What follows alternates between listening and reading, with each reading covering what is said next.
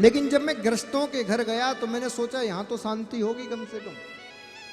लेकिन जैसे ही मैं ग्रस्तों के घर आया तब मुझे पता चला असली चिंता तो यही है। हाँ, क्या चिंता है? तो कहा तरुणी प्रभुता गे ब्याल को बुद्धिदायक।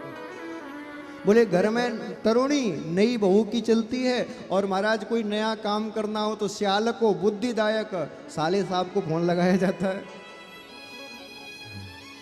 हाँ, देखो बुरा मत मानना, हमारे ब्रज में कहावत है, दीवार बिगाड़े आरो और घर बिगाड़े।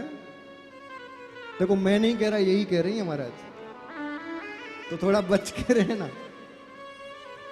हाँ, लेकिन आजकल के साले ऐसे नहीं, आजकल तो बहुत अच्छे साले हैं।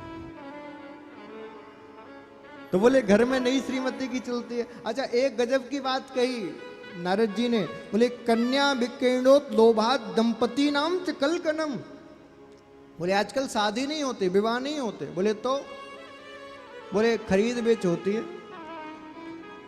मेरे बेटे ने डॉक्टरी की है, 50 लाख रुपए, 4 व्हीलर गाड़ी, फुल सामान हो तो बात कर, वरना दूसरा खड़ा है लाइन में।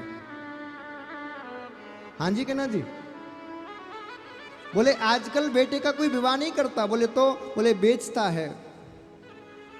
अब मुझे बताओ, उस बेटे में और पशु में कोई अंतर है?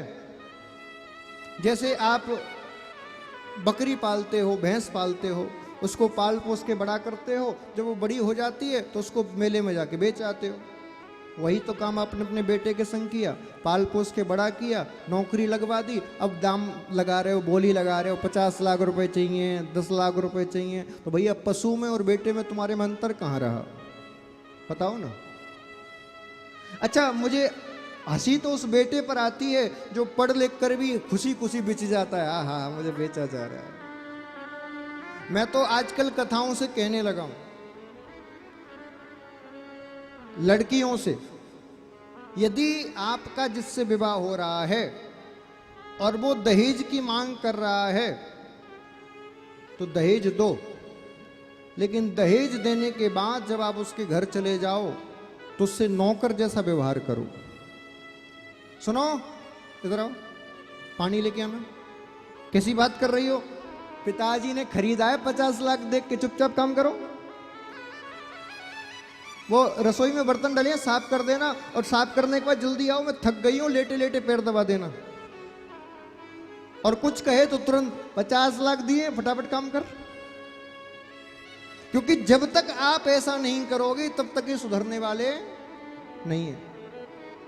और मैं तो इस भागवत की पीठ से सब बच्चियों से कहता हूं, जो लड़का दहेज मांगे, जिसके घर वाले दहेज मांगे, उसको दहेज यदि दे बिना शादी नहीं हो रही है तो शादी करो, और शादी के बाद नौकर जैसा व्यवहार करो उसके संग, तभी सुधरेंगे ये, वरना नहीं सुधरेंगे।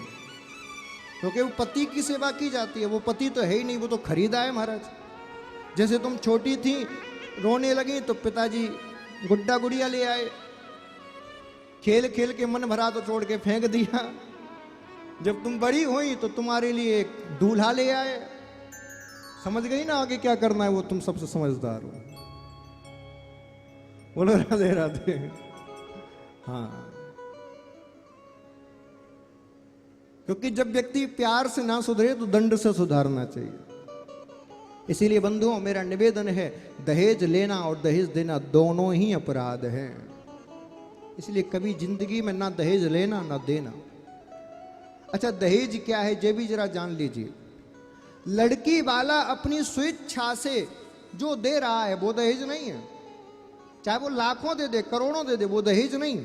लेकिन तुम यदि 1 रुपए भी मांग रहे हो तो वो 1 रुपया भी दहेज है।